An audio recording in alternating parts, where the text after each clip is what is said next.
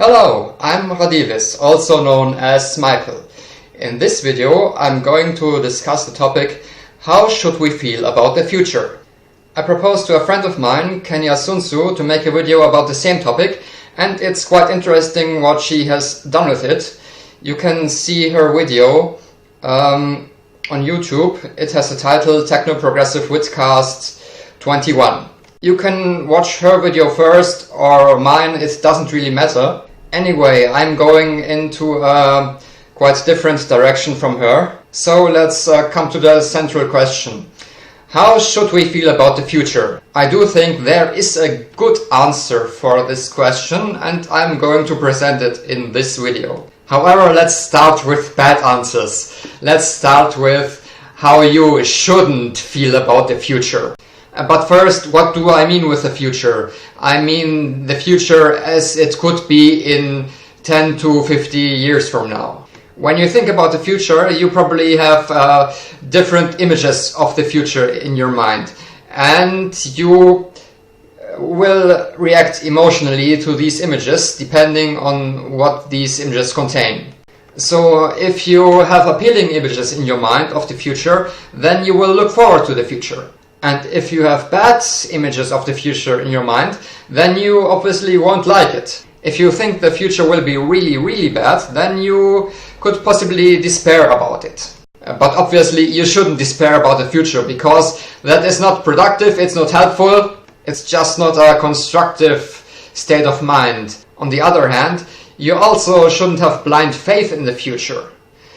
Faith that the future will be wonderful, that it will be great no matter what you do, because that is a kind of determinism.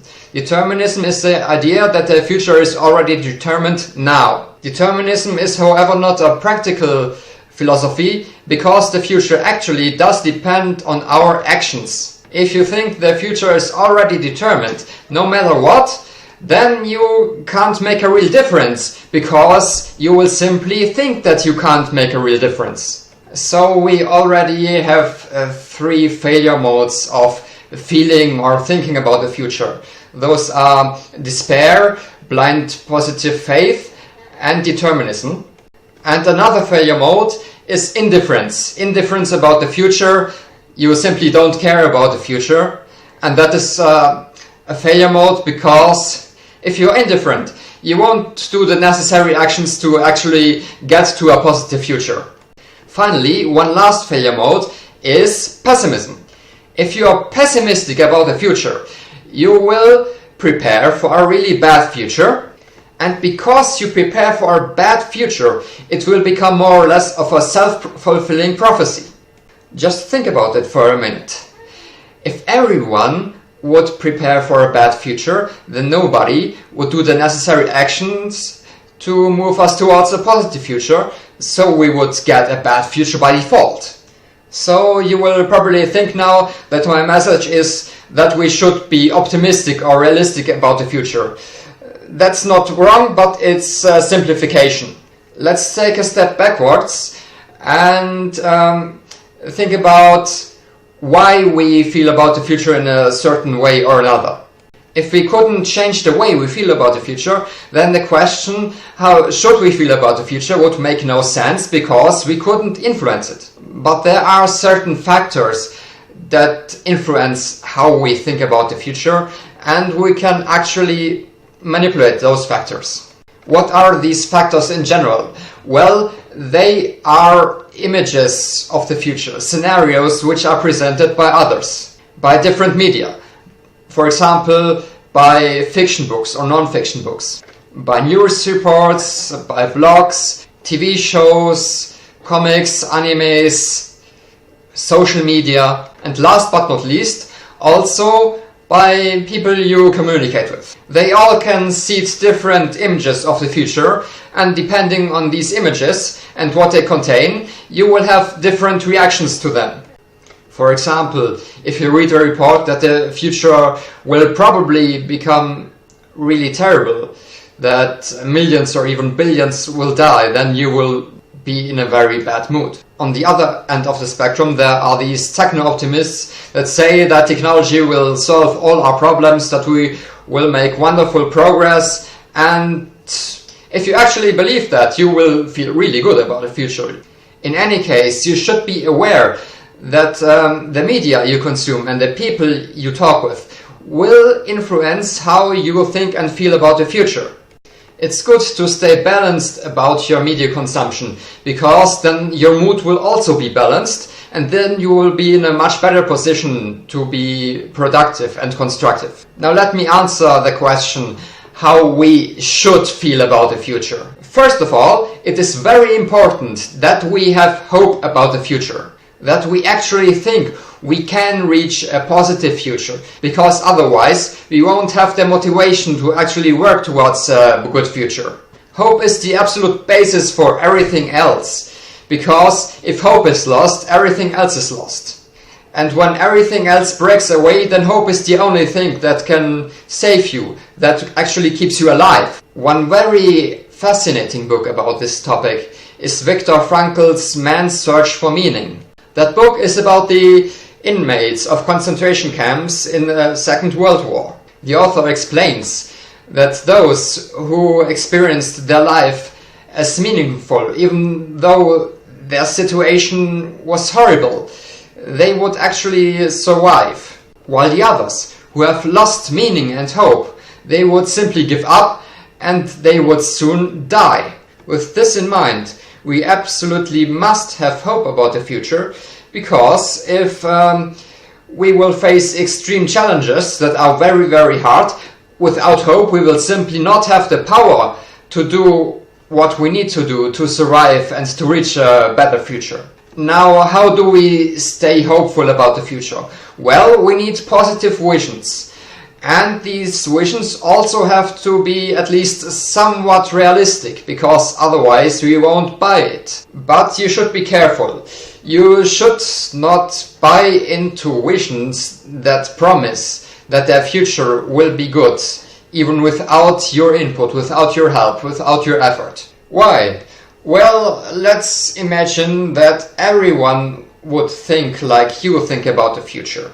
So if everyone thought that we will get a good future without really working for it, then of course it can't work. Now let me come to what I call the default future. It's the future we will move towards if everything stays basically the same, if we don't become proactive about working towards a more positive future. How does the default future look like? Well, it doesn't look good. There are really extreme challenges that await us, and if we don't address them accordingly and properly, we will run out of resources, basically, run out of energy. I do think that the main problem is resource depletion, that we run out of fossil fuels, that we will experience peak oil, peak resources, peak energy, and that it will go downwards from there on. Why is that such a great problem? Well, because we really depend on all these resources and all that energy, because our infrastructure depends on it, our standard of living depends on it. Almost everything we take for granted depends on having relatively cheap energy and relatively cheap resources. So if relatively cheap energy and relatively cheap resources break away, then the whole basis for our current society will just collapse and we will fall downwards. Where to? Towards a new middle age. But that would be extremely bad, because it would not only mean that our possibilities, that our technologies become more restricted, it would also mean that most of us would simply die because of hunger, because of wars for resources, for energy. There is absolutely no way that we can feed 7 billion people with the technology of the Middle Ages, with an economy that has collapsed, with agriculture that has collapsed, and therefore we must do everything to prevent such an outcome. It's simply a matter of survival for almost all of us. So yes, the default future that I paint here is one in which we cannot reasonably expect to survive, much less have a positive outlook. Now, what is the alternative?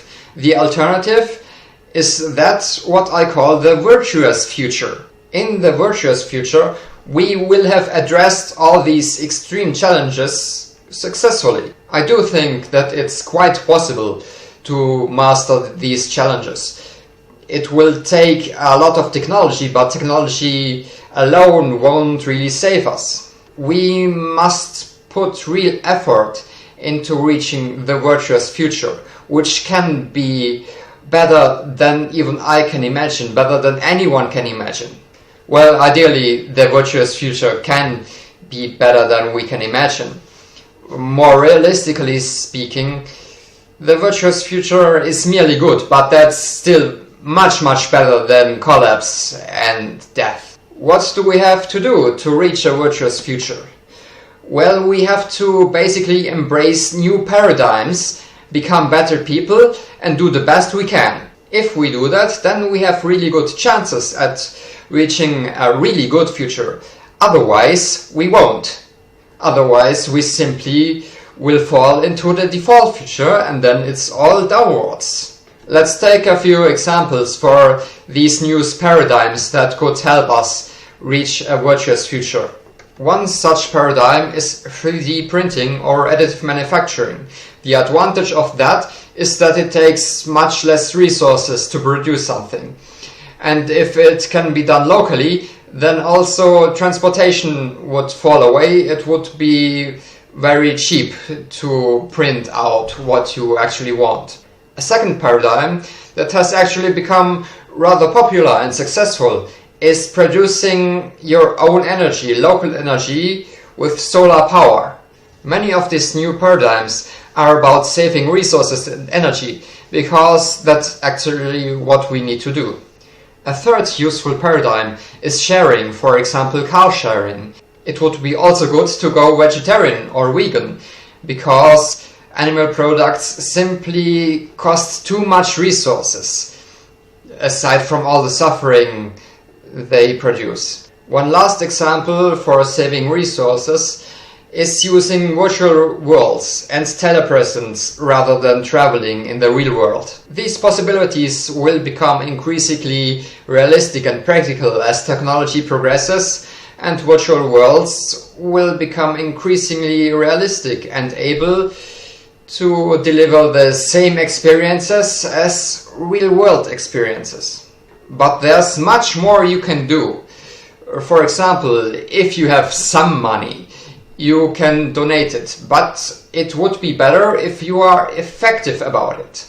There is what is called effective altruism, and that's using the money for the best causes with the highest effectiveness.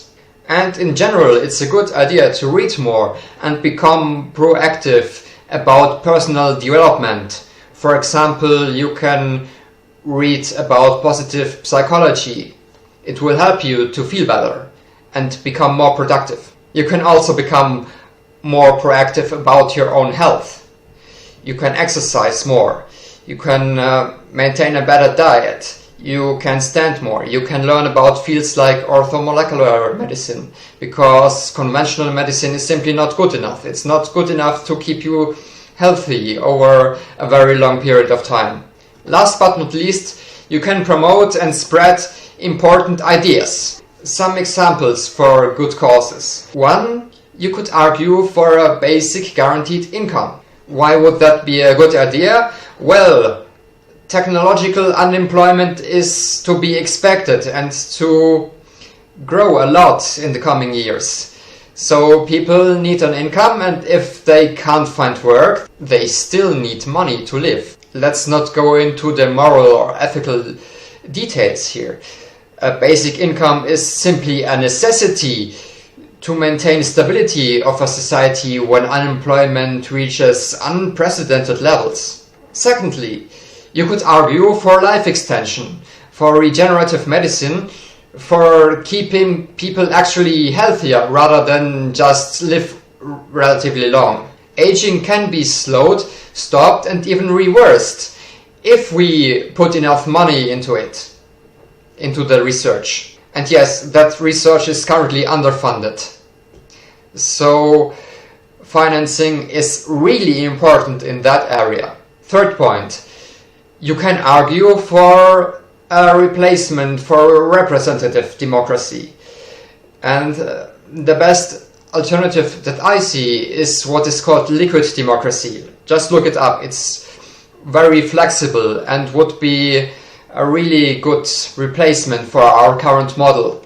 But in general, you should proactively educate yourself about possibilities to create a better future. Just don't buy the ideological solutions that were proposed in the 19th or 20th century. Now we live in the 21st century and we have to think in networks, in systems, in ecologies. And keep in mind psychological factors like incentives or motivation. Actively look out for new solutions. Don't just believe that you already have the answers. If most of us actually try to become better, make an effort to educate ourselves and to look for new solutions, then there is almost no limit to what we can achieve in the future. What is the future that we will actually get? We will get the future we will have made through our own efforts and actions. If you make the decision to work towards a virtuous future, then you should really expect to reach it. Yes, that is how you should feel about the future. The future can be really bright if we do the right things. Nobody is perfect. I'm not perfect, you're not perfect, but we can work on becoming better, and we need to become better to reach a better future. Working towards a good future is the greatest and most rewarding challenge we can face. So let's do it! Thank you for watching, and please add a comment if you think you have something valuable to say. Have a nice day and a virtuous future. Goodbye.